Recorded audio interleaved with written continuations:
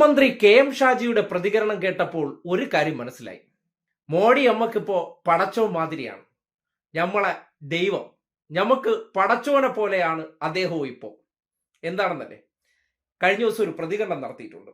കേരളത്തിൽ ലൈഫ് മിഷനുമായി ബന്ധപ്പെട്ട് 5 ലക്ഷത്തോളം വീടുകൾ സംസ്ഥാന സർക്കാർ വച്ച് നൽകിയിട്ടുണ്ടായിരുന്നു. ആ 5 ലക്ഷത്തിലേറെ വീടുകളിൽ 75,000-ഓളം വീടുകളിൽ മാത്രമാണ് പ്രധാനമന്ത്രി ആവാസ് യോജന എന്ന പദ്ധതിയുടെ ഭാഗമായിട്ടുള്ള ഒരു വിഹിതം കേന്ദ്രം തരുന്നത്. ആ വിഹിതം കിട്ടാൻ വേണ്ടി കഴിഞ്ഞ കുറെ കാലമായിട്ട് കേന്ദ്രം ഒരു നിബന്ധന വെച്ചു. ഞങ്ങൾ തരുന്ന പണത്തിന്റെ ഭാഗമായി ലൈഫ് മിഷനിൽ വയ്ക്കുന്ന വീടുകളിൽ എല്ലായിടത്തും നമ്മുടെ മോഡിജിയുടെ ഫോട്ടോ വയ്ക്കണമത്രേ. എന്നാൽ അത് പറ്റില്ല, അത് ജനങ്ങളുടെ ആത്മാഭിമാനമാണെന്ന് പറഞ്ഞിരുന്ന ഒരു മുഖ്യമന്ത്രിയും ഒരു സർക്കാരും ഉണ്ടായിരുന്നു. ആ കാലമൊക്കെ ഇപ്പൊ പോയി കഴിഞ്ഞു.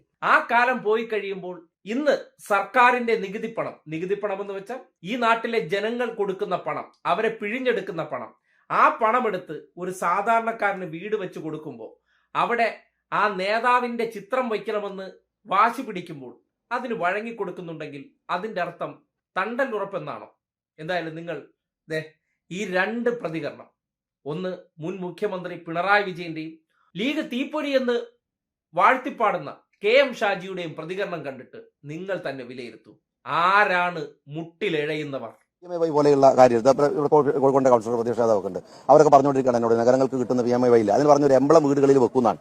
അങ്ങനെ ഒരു എംബ്ലം വീടുകളിൽ വെക്കുന്നതിന്റെ പേരിൽ സെൻട്രൽ ഗവൺമെന്റ് കൊടുക്കേണ്ട ഒരു പൈസ തടയേണ്ട കാര്യമൊന്നുമില്ല. അന്ന് കോൺഗ്രസ് ഭരിച്ചിരുന്ന കാലത്തും അത്തരത്തിൽ പല പേരുകളിൽ ഇന്ദിരാ ആവാസ് യോജന എന്നൊക്കെ പറയുന്ന പദ്ധതികളൊക്കെ വന്നിട്ടുണ്ട്. അതുപോലെ ഇപ്പോഴും വരുന്നുണ്ടെന്ന് കരുതിയിട്ട് അതിനെ തടുക്കേണ്ട കാര്യമില്ല. അപ്പൊ അതുകൊണ്ട് കേന്ദ്ര ഗവൺമെന്റുമായി അൺഹെൽത്തി ആയിട്ടുള്ള ഒരു ഡിബേറ്റിലേക്ക് ഞങ്ങൾ എന്തായാലും പോകാൻ ഞങ്ങൾ ഉദ്ദേശിക്കുന്നു. വീട് അവരതാണ്, അവരുടെ അഭിമാനത്തെ ചോദ്യം ചെയ്യുന്ന ഒന്നും അതിന്റെ മുമ്പിൽ പ്രദർശിപ്പിക്കാൻ പാടില്ല എന്നാണ് ഞങ്ങളുടെ അഭിപ്രായം. അവർ പറഞ്ഞത് നിങ്ങളൊരു ലോഗോ വെക്കണം, ആ ലോഗോയിൽ ഫോട്ടോ കാര്യമൊക്കെ ഉണ്ട് തോന്നുന്നു. അപ്പോൾ ഞങ്ങൾ പറഞ്ഞു അത് ശരിയല്ല. ഞങ്ങളിപ്പോൾ അന്ന് ഈ 4.5 ലക്ഷത്തിലധികം ഒന്നും ആയിട്ടില്ല വീട്, 3 ലക്ഷത്തിലധികം തോന്നുന്നു ആയത്, 4 ലക്ഷത്തിനടുത്തെത്തുന്നു. അപ്പോൾ 3 ലക്ഷത്തിലധികം വീടിപ്പോൾ ആയിക്കഴിഞ്ഞു. അന്ന് പറഞ്ഞതാണ് ആ വീട്ടിൽ ഒരിടത്തും ഞങ്ങൾ ഈ ഒരു ലോഗോ വെച്ചില്ല, ആരെയും ഫോട്ടോ ഇല്ല. ആ വീട് അവരതാണ്, അവരുടെ അഭിമാനത്തെ ചോദ്യം ചെയ്യുന്ന ഒന്നും അതിൻ്റെ മുമ്പിൽ പ്രദർശിപ്പിക്കാൻ പാടില്ല എന്നാണ് ഞങ്ങളുടെ അഭിപ്രായം. പക്ഷെ അവർ നിർബന്ധിച്ചു നിന്നു. അങ്ങനെ ഒരു കാര്യം ഞങ്ങൾക്ക് അംഗീകരിക്കാൻ കഴിയില്ല. അപ്പോൾ സഹായം തരാൻ പറ്റില്ല എന്നൊരു സഹായം തന്നില്ലെങ്കിൽ വേണ്ട ഞങ്ങൾ വെക്കും, ഞങ്ങൾ ഏതായാലും ഈ കാര്യം ചെയ്യില്ല എന്നിപ്പോൾ തീർത്ത് പറഞ്ഞിട്ടുണ്ട്. അവരാണ് പുനരാലോചിക്കുമെന്നാണ് പ്രതീക്ഷിക്കുന്നത്. കാരണം ഒരു ന്യായവും അതിനില്ല. ഇതിൻ്റെ പണം ചെലവിടുന്ന കാര്യം മാത്രമല്ല, ഈ ആളുകളുടെ അഭിമാനത്തെ വ്രണപ്പെടുത്തുന്ന ഒരു ബോർഡ് അതിൻ്റെ മുമ്പിൽ വെച്ച് ഇതാരോ കൊടുത്തൊരു വീടാണ് എന്നൊരു പ്രതീതി ഉണ്ടാക്കാൻ പാടില്ല എന്നുള്ളതാണ് സംസ്ഥാനം കാണുന്നത്. കേട്ടല്ലോ, നമ്മളെ പടച്ചോനെ പോലെ കാണുന്ന ആളുടെ ഫോട്ടോ ഒട്ടിച്ച് എന്തൊരു കുഴപ്പം? പൈസ കിട്ടുമല്ലോ. നമുക്ക് പൈസ കിട്ടുമെങ്കിൽ നമ്മൾ എന്തെങ്കിലും ചെയ്യും. നമുക്ക് എന്തോന്ന് RSS, നമുക്ക് മോഡി പൈസ തന്നാൽ നമ്മൾ മോഡിയുടെ കൂടെയാണ്. മോഡിയുടെ പൈസ ഉണ്ടെങ്കിൽ ഫോട്ടോയല്ല, അത് വെച്ച് പൂജിക്കാൻ പറഞ്ഞാലും നമ്മൾ അങ്ങ് ചെയ്യും. എങ്ങനെയുണ്ട്? എന്നാൽ കഴിഞ്ഞ സർക്കാർ ഇറങ്ങിപ്പോകുന്നവരെ ഡീലാണെന്ന് ആക്ഷേപിച്ചവർ ഒരു ഫോട്ടോ പോലും ഒരു വീടിന്റെ മുന്നിലും വയ്ക്കാൻ പറ്റില്ല. അത് അവരുടെ വീടാണ്. ആ വീട് സർക്കാർ കൊടുക്കുന്ന വീടാണെങ്കിലും അവർ ആത്മാഭിമാനത്തോടുകൂടി ആ വീടിനകത്ത് താമസിക്കണം. കാര്യം പുറമേ നിന്നൊരു വ്യക്തി വന്നാൽ ഇത് സർക്കാരിന്റെ ഔദാര്യത്തിൽ കിട്ടിയ വീടാണ് എന്ന രീതിയിൽ ഒരു വ്യക്തിയുടെ ആത്മാഭിമാനം നഷ്ടപ്പെടാൻ പാടില്ല. അവൻ ഈ നാട്ടിൽ അടച്ചുറപ്പുള്ള ഒരു വീട്ടിൽ കിടക്കുമ്പോൾ, അത് ഈ നാടിന്റെ നികുതി പണത്തിൽ കൊടുക്കുമ്പോൾ, താൽക്കാലികമായി ജനം തെരഞ്ഞെടുത്ത് ഭരിക്കാൻ ഏൽപ്പിച്ചവരാരാണോ അവരുടെ ഒന്നും ചിത്രം അതിന്റെ മുന്നിൽ വെക്കേണ്ട കാര്യമില്ല. കാരണം അവരുടെ കുടുംബത്തിൽ നിന്ന് എടുത്തു കൊടുക്കുന്ന പണമല്ല, അതുകൊണ്ട് അത് വയ്ക്കാൻ പറ്റില്ല എന്ന ശക്തമായ നിലപാടെടുത്തു.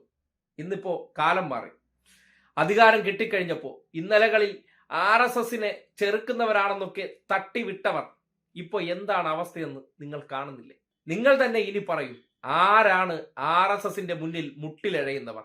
അവരെ കണ്ടാൽ ഗോൾവാൾക്കറിന്റെ ചിത്രത്തിനു മുന്നിൽ മേനോൻ മുഖ്യമന്ത്രി നടുവളഞ്ഞ് മുട്ടിലെഴഞ്ഞതുപോലെ എഴയുന്നവരാണ് UDFകാരെന്നും ലീഗുകാരെന്നും തെളിയിക്കുന്ന സ്റ്റേറ്റ്മെന്റ് ആണോ ഇത്?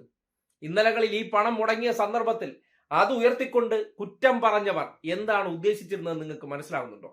എന്താണോ ചില കുലംകുത്തികൾ ബ്രിട്ടീഷ് ഭരിച്ചിരുന്ന കാലഘട്ടത്തിൽ അവർക്ക് വേണ്ടി വിടുവേല ചെയ്തത്, അതേപോലെ തന്നെയാണ് ഇന്നത്തെ കാലഘട്ടത്തിലെ UDF സർക്കാരിന്റെ കുലംകുത്തികൾ എന്ന് പറയേണ്ടി വരികയാണ്. RSSന്റെ മുന്നിൽ വിനീതദാസന്മാരായി നിൽക്കുന്ന ലീഗ് അടിമകൾ. തീപ്പൊരിയാണത്രേ, തീപ്പൊരി കാർക്കിച്ച് തുപ്പേണ്ടി വരുന്നു.